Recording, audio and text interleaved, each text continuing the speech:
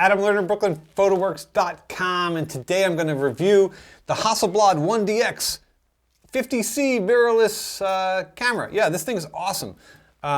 First of all, look at it. Look at this thing. It's beautiful. The design on this thing is absolutely incredible. Most medium format cameras are like these big ass chunky things that have this gigantic camera back thing that kind of clicks onto it. Then it's got a giant finder that clicks onto it, and then these huge honking lenses that click onto the body, and then the grip is like a battery, and that thing clicks onto there, and you break the thing apart, you'd fill up this whole freaking table just putting one of those standard medium format cameras together. And I know, because I've had a bunch. I started off many years ago with an H3D31, which was a really nice Hasselblad, beautiful, beautiful files. It was a bit quirky. It used Firewire 800 for tethering, focus, the Hasselblad proprietary software was really weird. Anyway, there was an evolution. I went from an H3D31 to an H4D40, which was a much better camera, much better focusing, really nice sensor. And then I got into doing the phase stuff and Mamiya and blah, blah, blah, whatever, it doesn't matter.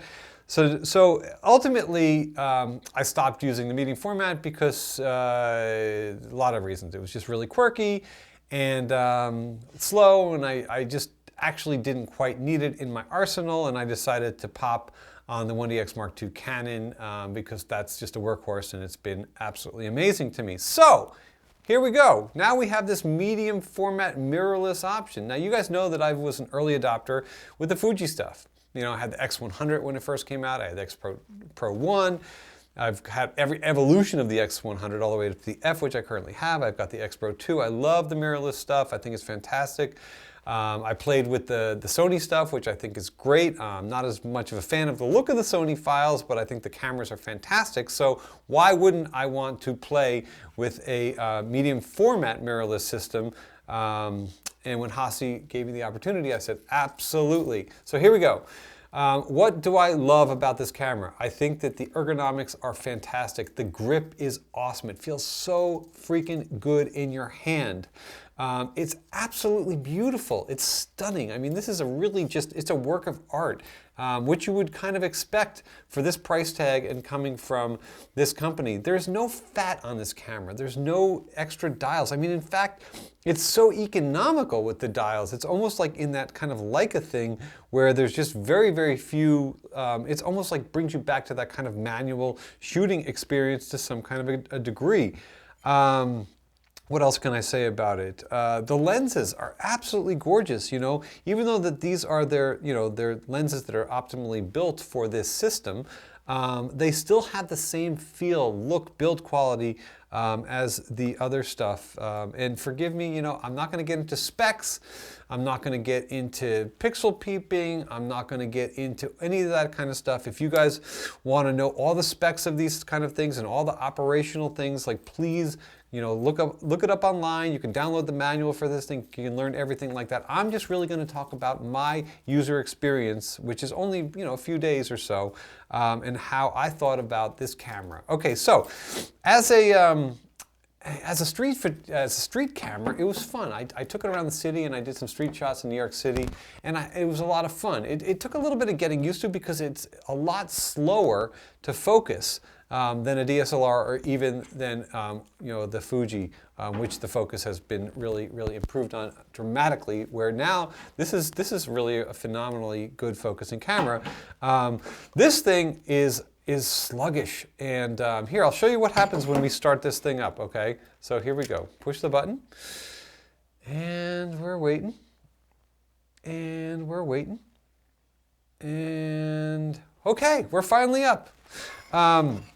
That's kind of like what focusing is like on this thing. Now, let me just get back here for a second to show you guys. The cool thing about this is look at how nice that is. You want to change your aperture, you want to change your shutter speed, really nice, really easy to use.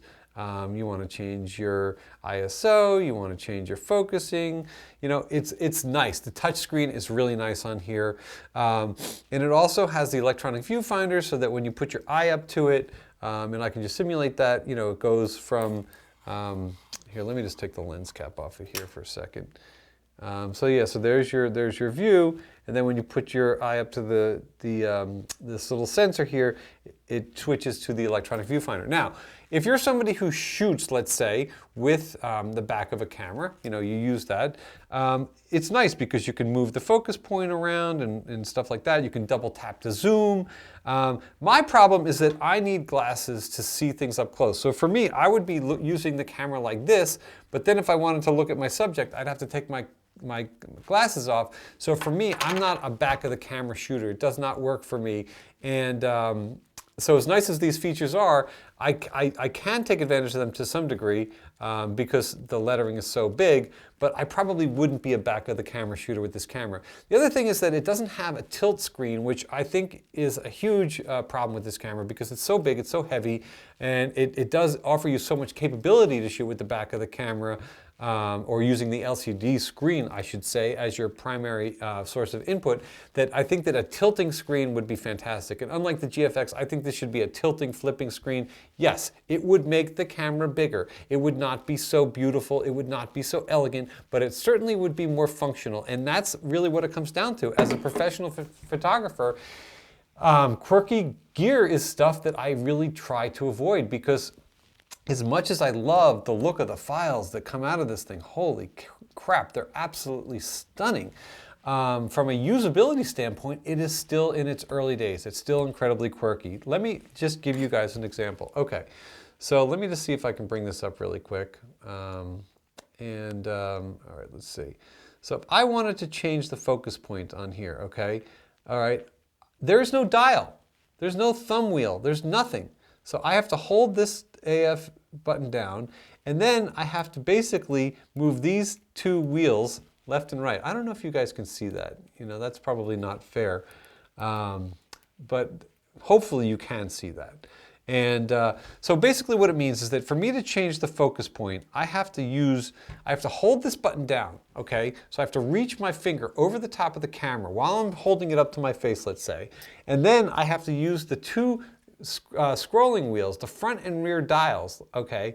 And I have to move the focus point back and forth. So it's totally doable, but in the time that it takes to do that, my focus is lost or my subject has moved or whatever. Unless I'm shooting a stationary object, that's not really great from a working standpoint, from a usability standpoint. And I can even say, like, I did a shoot with my friend Kasia, and we did portraits, natural light portraits, which were awesome. And the thing is that, look, as a human being, I'm not somebody who can stand perfectly straight, without moving. I definitely probably move ever so slightly. And as she was moving, ever so slightly, I'm shooting wide open. My focal plane is fairly narrow, so if I would try to lock focus and hit the shutter, there's a lag. And that would mean some lost frames, meaning where the focus wasn't tack sharp enough for me. Yes, when you look at the images small, they look absolutely amazing. When you blow them up or look at them, at 100%, you realize, those eyes aren't tack, or the camera focused more on the ridge of the nose, because the focus shifted ever so slightly. Well, so you can combat that if you shoot at a different aperture. So if I went up to, like, let's say f8 or f11 or something like that, but then I'm going to lose so much light that I can't really shoot at a higher ISO, because even though this camera is rated to shoot at ISO 6400 or even higher, I guess, I don't even know, look up the specs, I probably wouldn't want to shoot it at 6400. In fact, I didn't really want to shoot past ISO 400 because it does start to get a little bit noisy. Okay. So the other thing that I did with this camera is that I wanted to see, how does it work professionally? Let me actually put this thing on here, make it look proper. I hate the look of a backwards lens cap. I always think that that's like kind of amateur hour. All right, so that looks pretty nice. There we go.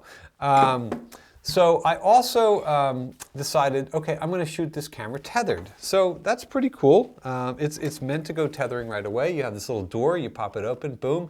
Inside there, you've got your USB 3, which is a terrific connector because it's super fast, and it doesn't matter what way you put it in there. So unlike USB 3 that has that little notch, USB 3, USB-C, exactly. You can put it in either direction, doesn't really matter. You've got your HDMI and your microphone and your headphone input right in there. But, hello, where does this door go? The door. I have a feeling that there's going to be a lot of door repairs on these cameras for people that are tethering or trying to use it as a video camera, because this door really needs to have some way to either tuck out of the way, slide back in, or come off, okay? That to me is a little bit of a problem. The other thing that I found weird is in here you've got your 2 SD slots, so you can shoot either overflow or you can shoot redundant. But you've got this little dingy thing for your, for your camera strap, and it's always in the way. And then you got to kind of move it, and then it falls back in your way. That's just a little pet peeve. Not such a big deal. I mean, look, they really tried to make this thing very, very small and very, very streamlined. When I did shoot Tethered, I shot to their software called Focus, P-H-O-C-U-S, like hocus pocus, focus. Not great software. I don't love it. I'm tried and true. I tether and shoot to Capture One, period. I edit in Capture One. I edit in Lightroom. Do retouching and stuff, and then do retouching in Photoshop. I've been using the Adobe suite since the 90s. Whatever. Okay. Capture I've been using since early days.